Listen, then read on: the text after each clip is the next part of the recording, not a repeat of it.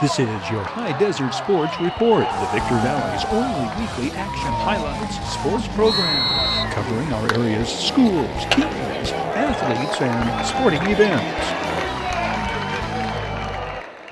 It is another wind-blown weekday in the Victor Valley. This day of the final home game for the Victor Valley College Rams, the final Thursday in April. The Rams throw Miguel Castillo at the Cougars of College of the Canyons, the second-place team in the Western State Conference East Division. Third baseman Josh Ferrari, shortstop Mark Cobian, second baseman Alfred Lopez, first baseman Justin Henry, the infield. The freshman out of Corona's Santiago High School holds the visitors to 2 runs through the first 4 innings before the Cougars add 3 more in the 5th. Shortstop Mark Cobian robs a Cougar of a base hit here in the early going. Catcher Manny Sierra tells us what to expect when Miggy is on. Looks like he can pitch forever. What are his strong points? Yes, sir. He's real soft, but he pounds the zone a lot. Like that's kind of like similarities from Angel and Miggy. They both pound the zone a lot, and that's how they get out. We let the batters get themselves out. But Miggy has a good changeup as well, and he gets a lot of people. He get a lot of people out on his changeup as well. Miguel Castillo strikes out 4 this game. Miggy Castillo is making his 17th appearance on the mound for Coach Irvin Bounds' Rams, his 6th as a starter. The Rams make some noise in their half of the second. Josh Ferrari leading off with a stand-up double to the alley in left center field. Josh Ferrari, the freshman out of Glendale, California's Arrowhead Christian Academy. Let's see how the Rams play this one. Down 2 in the second, nobody out. Eric Gould follows with one of his best at-bats of the season, fouling off 3 two-strike pitches against the tough Cougars southpaw before going with the pitch and depositing it into right field for a base hit. Josh Ferrari to third, runners on the corners with nobody out. Will Coach Irvin Bounds send the runner? Does the wind blow in the high desert in April? First pitch to Mark Cobian. Eric Gould gets such a jump, there's no throw from the catcher. Cougars didn't expect him to be running on a fastball count, especially against a left-hander. Canyon's ace Jacob Lopez enters this game a 7-game winner with the lowest in the league, earned run average 173. Jacob Lopez and company get out of the inning. The high infield pop-up is negotiated by Cougars third baseman Tyler Earn. The Rams will see the inning end with Eric Gould and Josh Ferrari stranded at second and third. The Rams come right back at it in the 4th. Manny Sierra rips the stand-up double to the alley in left center field. Manny Sierra nearly hit it out his first time up, taking it to the warning track in left center field. 5th double on the year for the freshman catcher out of El Paso, Texas. Jared Hudson singles sharply to left, sending Manny Sierra to third. Runners on the corners, 1 out. Rams down 2. You remember how Coach Irvin Bounds played this 2 innings prior.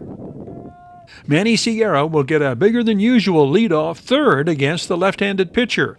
Jared Hudson breaks for second, the double steal. Manny Sierra is already halfway home, no play on him. The Rams pull off their small ball running game. Although it's called a double steal, Manny Sierra is not credited with a stolen base as he steals home. No matter, the Rams have pulled within 1. College of the Canyons begins to pull away in the top of the 5th. 3 runs will score this inning, and the Cougars add runs in each of the following innings. Angel Trejo is first man up out of the Rams bullpen. The freshman out of Cajon High School strikes out the first hitter he faces. It's not only a rough day for Victor Valley College pitchers, but it's a tough day for anybody wearing a mask. Rams catcher Manny Sierra gets popped in the helmet on the backswing. One reason some catchers prefer setting up deeper behind the plate. The batter, fellow catcher Ryan Mendoza.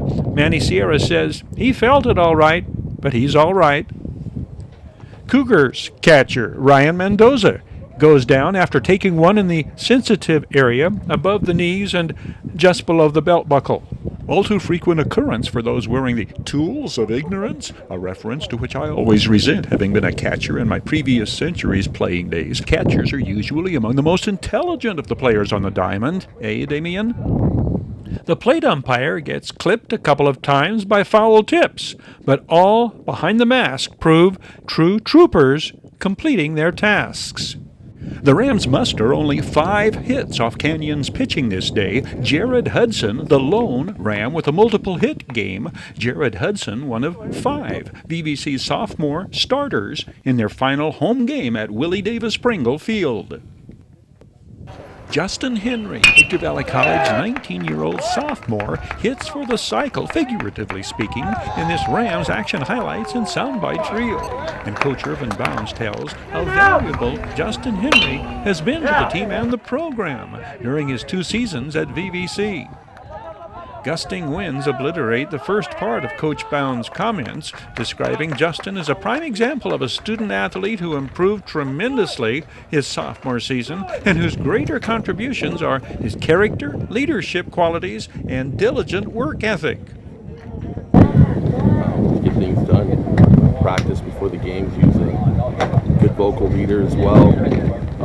So led by example, and he was pretty vocal with leadership as well. So we love having him. Just whoever gets him is going to be pretty lucky. We're going to have a good guy. They talk about character guys all the time. They want character guys. He's not lacking in that department. So, and he's going to get even better as a baseball player. Justin Henry became an accomplished defensive asset at first base, repeatedly making the tough pickup on low throws, digging them out of the dirt. The following video sports reports take us through some of Justin Henry's action highlights his sophomore season. This Victor Valley College victory over Citrus is a combined team effort. Justin Henry's triple driving in Rams run number 2. Justin Henry follows with 3 hits in the unbelievable come-from-behind-in-a-big-way win over Barstow 3 days later. Was this the most fun you've had this season, Justin? Just about. Take us through the big at-bat. Triple that was huge. Runner in scoring position, 2 outs. Just went up there with the mindset trying to put a ball in the air, hit it deep. I got a 3-1 fastball middle away, and I sent it where it's pitched. It happened to get down. You have as much fun running bases as hitting the ball? Oh, definitely not. I'll go with doubles, but I'll take the triple. Good job today. Good luck next week. Thanks for these comments, Justin. Thank you. The Ram everyone addresses by just his last name. Henry picks up his 6th RBI of the year. Justin Henry, the single to left, scoring Dylan Lindsay with Rams run number 3 on their way to a 5-run opening frame. By late afternoon, 20-mile-an-hour wind gusts arrive, making routine plays an adventure for defenders. Justin Henry's pop-up into shallow right turns into a run-producing play in the Rams' 4-run 9th. Mauricio Bueno scoring on the play. Vikings defenders charged with 2 errors this game. The Rams' way of going about getting their first run involves some creative base running, beginning with Justin Henry's delayed clumsy steal, evading the pickoff and making his way to second. The 6'4", 225-pound sophomore advances to third on an infield groundout. Eric Gould at bat, infield drawn in. Justin Henry breaks for the plate on contact and slides across safely to make it a 1-1 ball game in the second. Justin Henry leading a charmed life on the base paths this time around. Rams first baseman Justin Henry makes a fine play, digging out the low throw for the second out, but the visiting Vaqueros have the first run of the ball game on the 6-3 putout. Coach Irvin Bounds masterminds a drastic makeover of his batting order, bringing in the 6'4" Justin Henry to lead off. The sophomore out of San Bernardino makes Coach Bounds' lineup changes pay off immediately. This hit up the middle, leading off the first. Justin Henry's second at-bat marks a milestone for the second-year Ram. Justin Henry rockets a line drive home run over the center field fence for the first home run of his collegiate career. The criminal justice major, who played his high school ball at Redlands East Valley, enters this game hitting .263 and adds 3 hits to his season total, raising his batting average 21 points. A pair of thundering stallions figure into the next 2 runs. Justin Henry gets aboard with 1 out, bringing Manny Sierra to the plate. The 6'1", 225-pound catcher pounds the drive deep to right center field, deep enough to enable the 6'4", 225-pound Justin Henry to gallop all the way around from first. That ties the score at 4.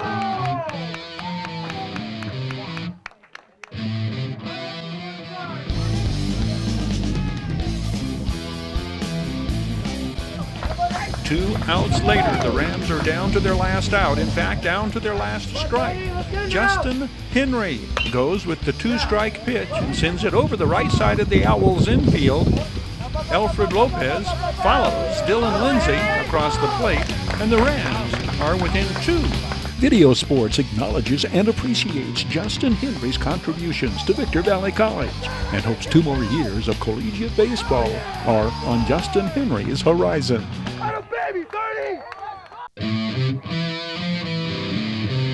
Your High Desert Sports Report is brought to you by Down Home Grill in Victorville on the corner of Bear Valley Road and Ridgecrest Drive. The world-class auctioneers at I-15 Auctions. Bid fast, bid last. I-15 Auctions. Midway Home Solutions in Victorville, providing highest quality home appliances at discount prices for 6 decades. And Iwanzak Law Firm, trial lawyers for serious problems.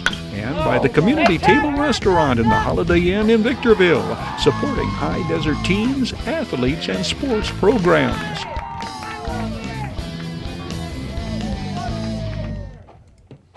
There are some things you can count on when it comes to Barstow College Vikings baseball. Vikings hitters will hunt down opposing pitchers' fastballs and hit them hard. Leading hitter Judah Wilbur will most likely have a multiple hit game.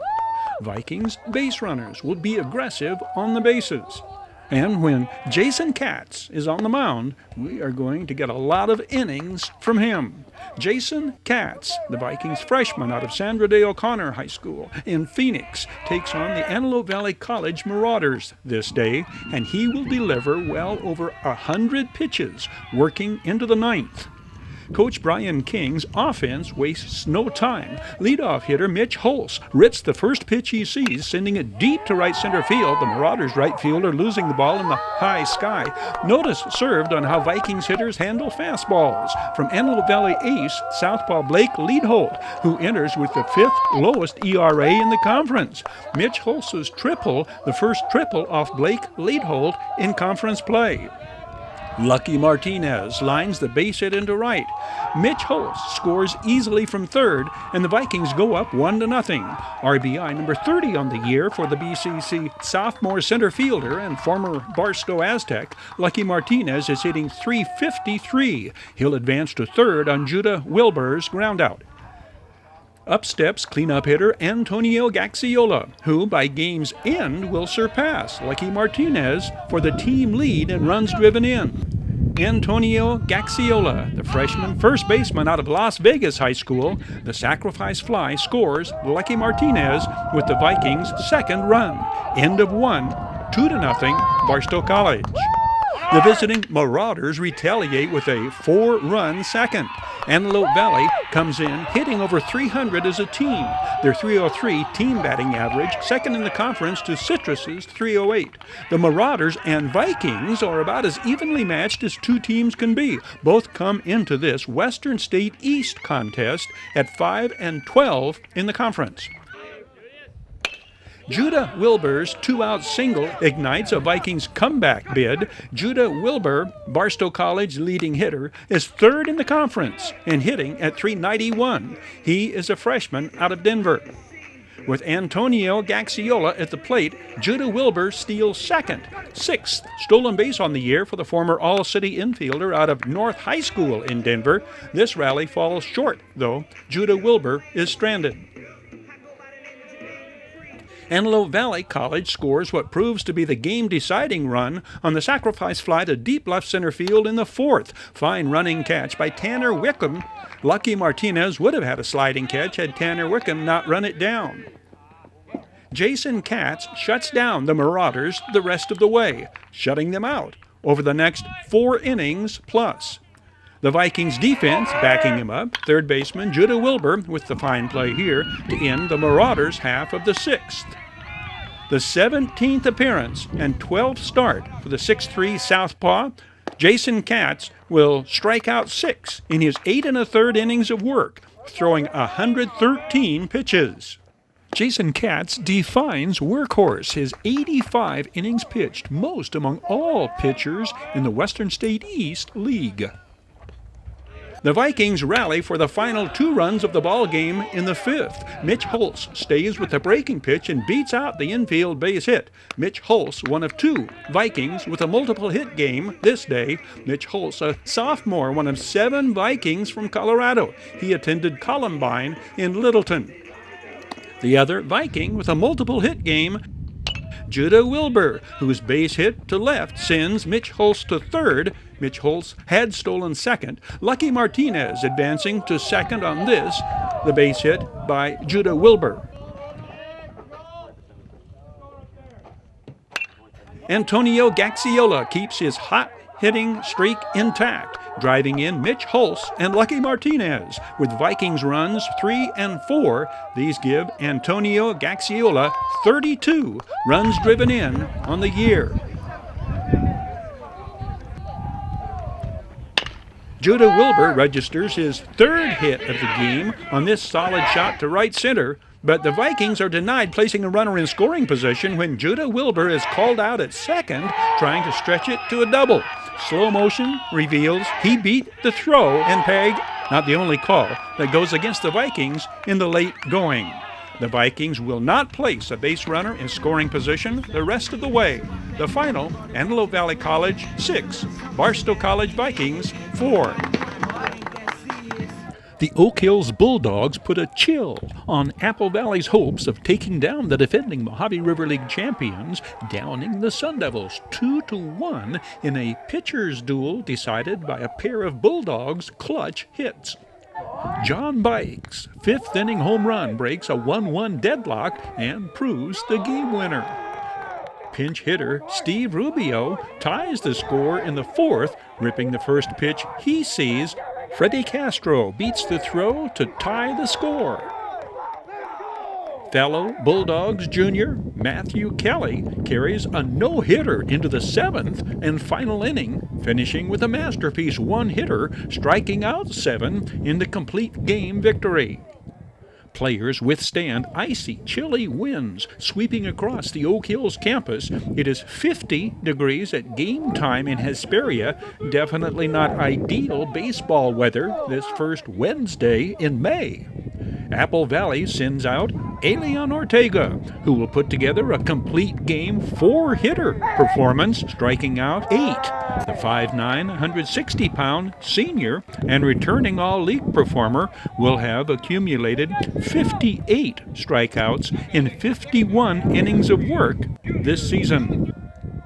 The Bulldogs' defense abandons Matthew Kelly in the 2nd, committing 3 errors that result in the Sun Devils' lone run of the afternoon.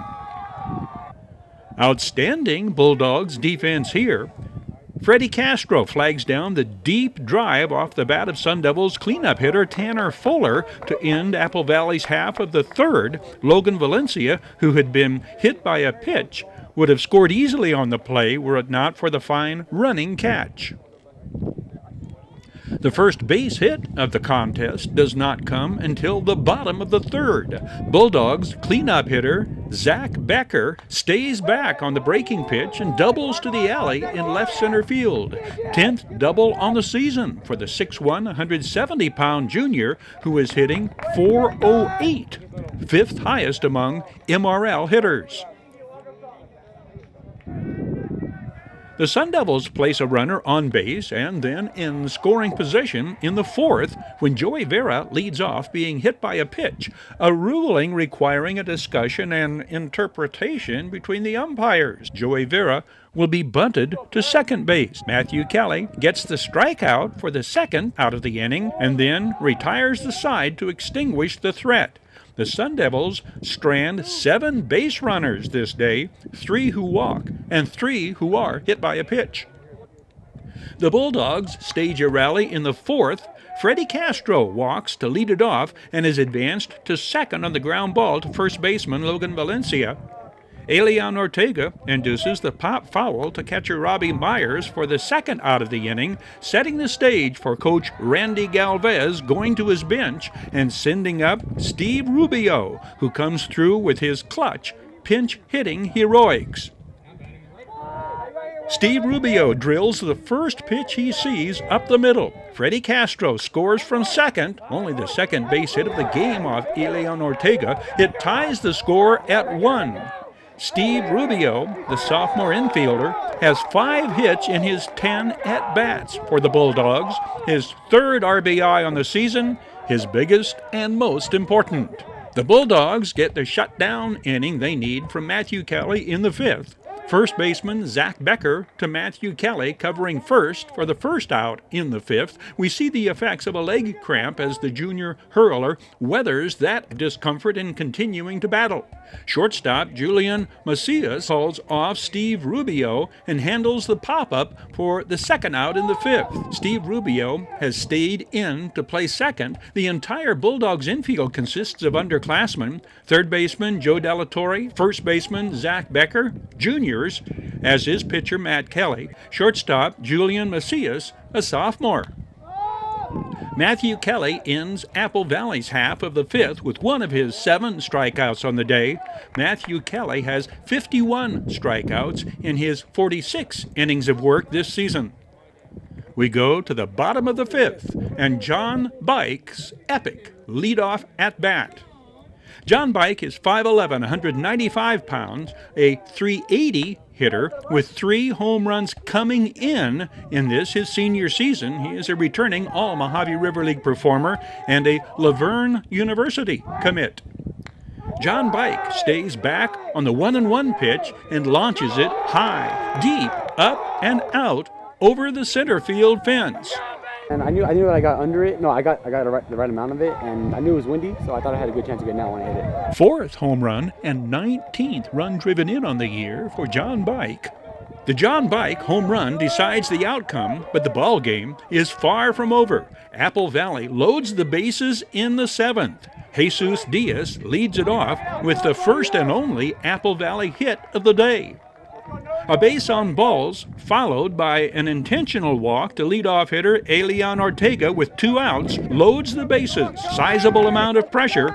The tying run on third, potential go-ahead run in scoring position at second. Sun Devil senior Robbie Myers, a .300 hitter, batting second in Coach Sean Sears' batting order, at the plate. The ground ball to second baseman Steve Rubio ends it. Complete game, 1 hitter for Matthew Kelly, winning his 5th. These teams meet again in 2 days in Apple Valley, both teams with 3 league games remaining. You know, we got 3 more games. We got to play hard in all of them. So this helps a lot, though. It helps a lot. High Desert Sports Training, the area's only facility providing proven training concepts. The High Desert's only high-performance TreadX 3030 treadmill and hip machine. High Desert Sports Training. Round 2 of wheel-to-wheel racing sends 5 first-time main event winners to the top of the podium. Intermediates Cash Culp, Senior Dirt Carts Daisy Blaylock, Dirt Carts Junior Cole Brown, Nate Robinson, Pro 500 class. Dirt Carts Open, Jeffro Blaylock. Only restrictor classes, Justin Taylor has a checkered past in the very positive racing sense. For Cash Culp, an extraordinary night of racing, winning his first heat races in 2 classes. Intermediates, Cash Culp then saddles up his dirt cart and wins his first heat race among dirt cart juniors. early heat races provide some of the closest contests. Pro 500 rookie Daniel Smithson's Green 88 and opening night Pro 500 runner-up Nate Robinson, 54, battle it out lap after lap in their first heat race of the day.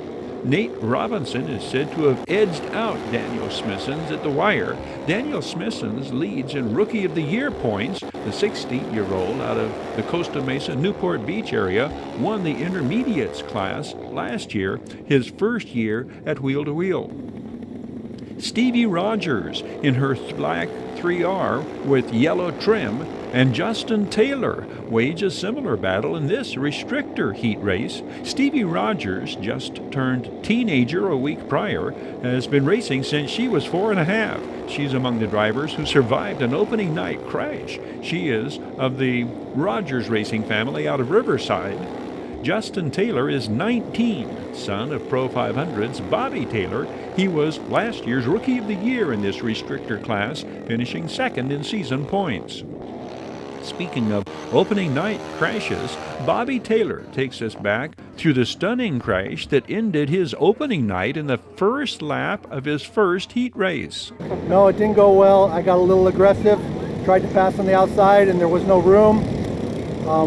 Wheel bumped into me and then I turned him out straight and I catapulted into the wall. Whiplash, pocketbook hurt later, but I'm back. New car, new chassis. Got to figure it out. Don't have the traction that I had with the last chassis. Maybe this chassis is a little stiffer. It's just a little different. Got to figure it out, but I'll get it back. No worries. Well, you had a questionable start tonight too. You got out there and well, you got a new chassis, but you didn't get the tires checked. Yeah, I didn't get the front wheels tight. One of them fell off. Just the lug nuts spun off and it fell off. I'm lucky that it happened then. It didn't happen when it was going full speed, or I would have been in the same boat I was last week. This is the start of the Pro 500. Maine, Green 88, Daniel Smithson, Black and White 54, Nate Robinson. 8 cars start. Not a real good start for Blue 84, Will Brown. Restart shows Nate Robinson in front. He shall not relinquish the lead. White 99, John Alonzo, behind Daniel Smithson's 88, will finish second. Bobby Taylor in 766 will finish third. 14 is Larry Lockman, Larry Wilburn in 11, Jacob Rogers in 3. First main checkered for the 43-year-old Nate Robinson, who races out of Victorville. Cash Culp and Jaden Manchester, 23, start out in front in the intermediates main, and that is how they will finish. Sean Rogers in the 2 car works his way up from the middle of the 13-car field, battles past Sky Farrell, 55, and Ricky Simpson in red 29, and makes it to the podium, finishing third. Cash Culp starts out in front and leads wire to wire to take the checkered. 17-year-old Daisy Blaylock, lime green 17, earns his first checkered in the Dirt Carts Seniors main. Heidi Jo Erickson in 77 is Cash Culp's mom. Her third-place finish adds to the family affair at the podium this night. 14 is Ryan Bond. He finishes second in this Dirt Carts Seniors main. Cash Culp's extraordinary night of racing finds him finishing second in the Dirt Carts Juniors main. White 11 is 9-year-old Cole Brown from Glendora's racing family. Brown. This is Cole Brown's rookie year at Wheel to Wheel. In the restrictor plate main, Justin Taylor overtakes Trent Johnson in the second lap and leads the rest of the way. This is a restart. Justin Taylor, followed by Trent Johnson, then 46, Ryan Bond, who will finish fourth. Stevie Rogers in her black 3R winds up finishing third. Trent Johnson in his white 7 finishes second straight, second place main event finish for Trent Johnson, moving up from intermediate to restrictor plate class. Racing returns to Wheel Raceway May 12.